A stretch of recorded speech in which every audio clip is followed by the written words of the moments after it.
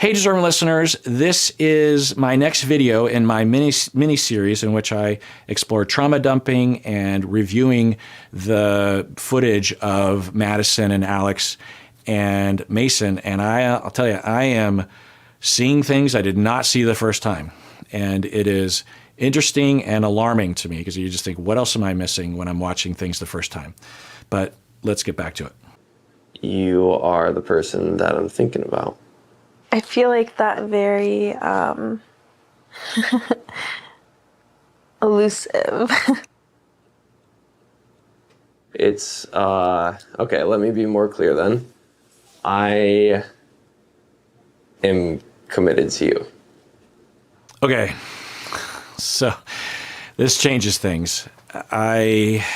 So this is the next day, and he said, I went back to the hotel and I slept on it and I thought about what you said. So there's another day where she breaks up with him, I think the next day. But this is day 2 of him committing to her. And so he's doubling down and even saying more, unsolicited from her, but kind of solicited by her because he says something along those lines. And then she says, that's confusing or that's elusive. It is so. She went back. I didn't show you this, and I'm going to try to not waste your time by publishing even more me rewatching this show because I'm basically keep saying the same thing. But for Madison, she went back to the pods and seemed to be saying that she was confused, that she didn't know what she wanted to do. So I think I want to modify my main hypothesis that in the last date with Mason, it doesn't really matter really because but I don't know, it's interesting to me that for Madison, she, with Mason, was still more in the sense of, maybe Mason. I think Alex, but, maybe Mason. And then he does that thing, and I'm a little cold, and maybe she doesn't know she's being cold and off-putting in some way compared to Alex, but she's just kind of spontaneously going at the flow, or we saw a particular edit or something, who knows. But it kind of looked like she was done with Mason, and it kind of looked like she really just didn't even like him in the previous one. And so for her to have this second date and for him to launch into this, there's a version of the story where she should have said something like, oh, well, I should warn you before you move forward that I'm having a really strong connection with someone else. So I don't know what to say to that.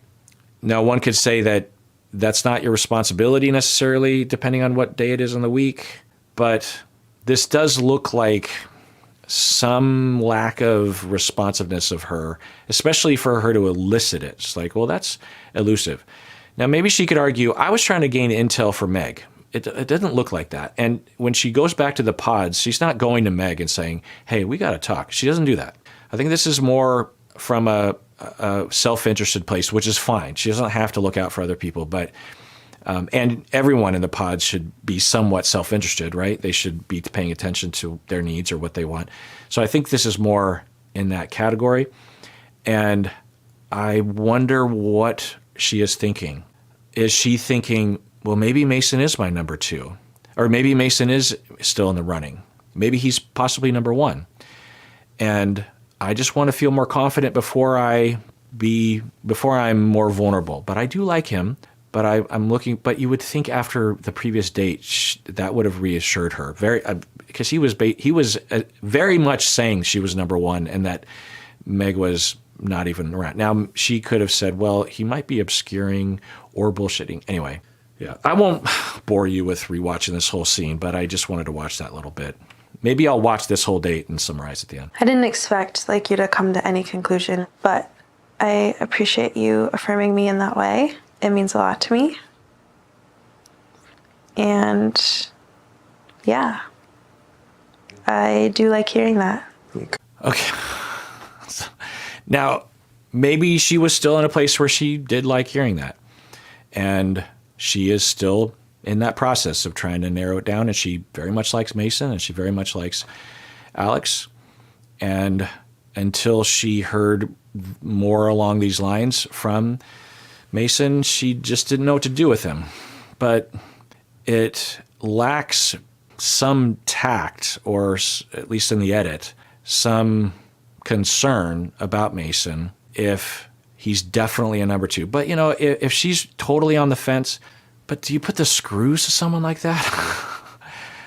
and if you like him, so she's saying this, and then the next day she breaks up with him and she's really angry at him. So what changed from this point to then? Oh, hey. How was it? It's good.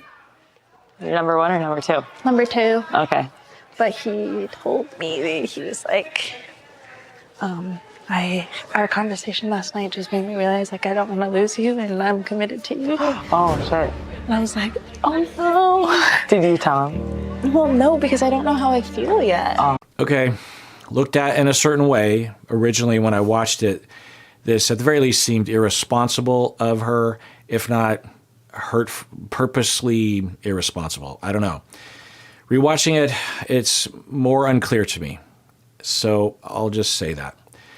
But it is kind of odd. I'll say that. Her approach, maybe compared to other people on the show or just what I would think someone would do in a situation like that, it does seem a bit odd that she would be that solicitous, not in a bad way, you know, just the way that people are in the pods, of trying to get him to commit over the span of 2 different dates, and didn't indicate that she was appreciating it until this date, which she did. And then afterwards, they had the whole cream pie conversation and all that stuff.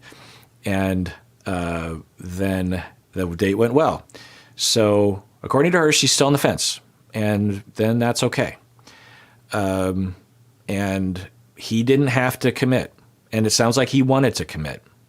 I think in a way it's kind of all's fair. But the breakup, right. So it's something happens between here and the breakup, because the next date is the breakup. And what happens right here when she's still very much liking Mason, and she hasn't clearly concluded that he's a bullshitter, right?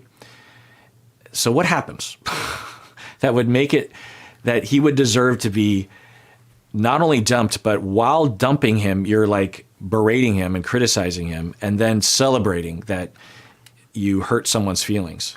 I think that's where the hypothesis that I put forward, I think, still stands. So I won't review that whole thing.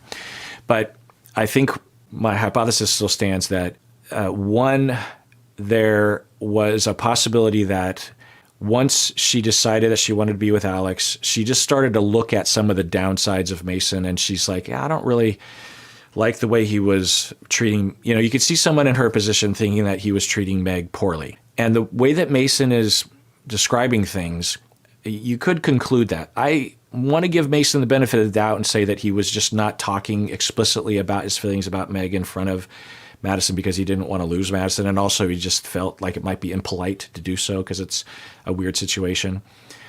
So you could see her thinking, oh, you know, I think he's a bit of a bullshitter, and I like Meg, and he is really downplaying. He's kind of acting like he doesn't even give a crap about her.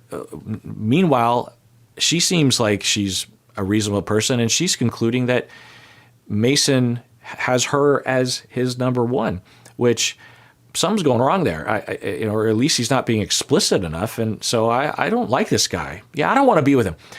And then I think one or both of two things might have happened. One is that she, out of her own guilt, because that can happen when you're rejected and neglected and harmed and betrayed by people your whole life, and then you have to step into the role of the dumper, you can start to have this voice of like, you're just like your parents.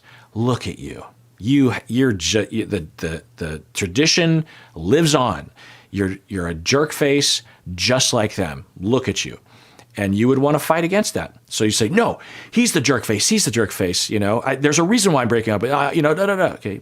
I could absolutely see that happening. There's no indication of that really, but I could see that.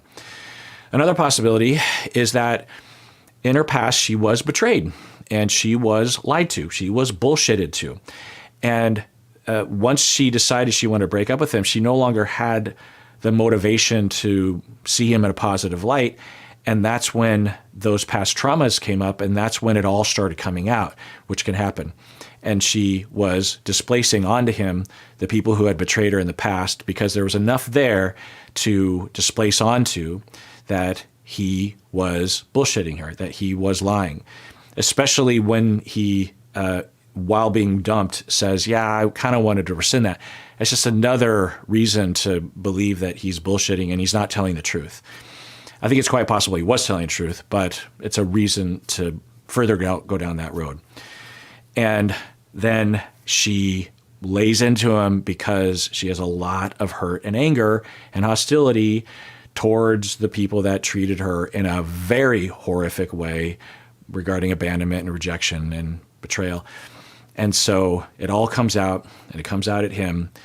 And given his traumas, because I think there's something there rewatching, he doesn't go into detail of anything, but he talks about he's always the one that's being dumped and women are always leaving him for other guys. And I don't know, there just seems to be some kind of masochistic thing there for him. I won't rewatch all those scenes, but I'll just, for the sake of time, for your time's sake and my time's sake, I'll just say all that. So in conclusion, what I'll say is it was surprisingly interesting for me personally to rewatch this. And, well, I don't know. Now seeing the second date, maybe I was not, because I think I was condensing a lot of things. I don't know if in the first date I was like, you're really putting the screws. Maybe it was the second date. But still, I had a blind spot because, you know, that's what I do. I hypothesize. I don't state anything. How could any of us know? But I didn't hypothesize because it didn't occur to me, because I was blinded to it, anything along the lines of what I was giving Madison at least a little bit of the benefit of the doubt throughout that whole thing. That I was completely blind to. So, you know, that's something to reflect on. Why would that be? Well, I will still state she, you know, even if my interpretation is somewhere close to the mark, I will still contend that in both dates, she was a little odd in the way that she, you know, because compared to others, or the way I would imagine. I'm just trying to think if I can define what that oddity is. She, at least in the edit, who knows what she really did, but I would have liked to have seen her say something along the lines of, hey, I'm really glad you're saying that, you know, it's nice to hear, and I've got some thinking to do, and I'm still really unsure about what I want to do. So I'm just going to put that out there. Because, or even at the beginning as she is inquiring, right? Like when she said, oh, it's elusive. You know, the way I guess I'm just repeating myself, that given how he was number two, and Sarah even knows he's number two, that she should have asked that in a different way. And when she broke up, but most importantly, when she broke up with him, she should have just broke up with him, at the very least, the way a lot of others have broken up, and just, at the very least, not laid into him. So, actually, I do kind of want to watch at least. I don't know if I'll show it, but I do kind of want to rewatch the breakup scene. All right, just chiming in here. The rest of this video will be for members of the YouTube channel. So if you want to see this whole video, become a member by clicking the join button below. Otherwise, please take care of yourself because you deserve it. You really, really do.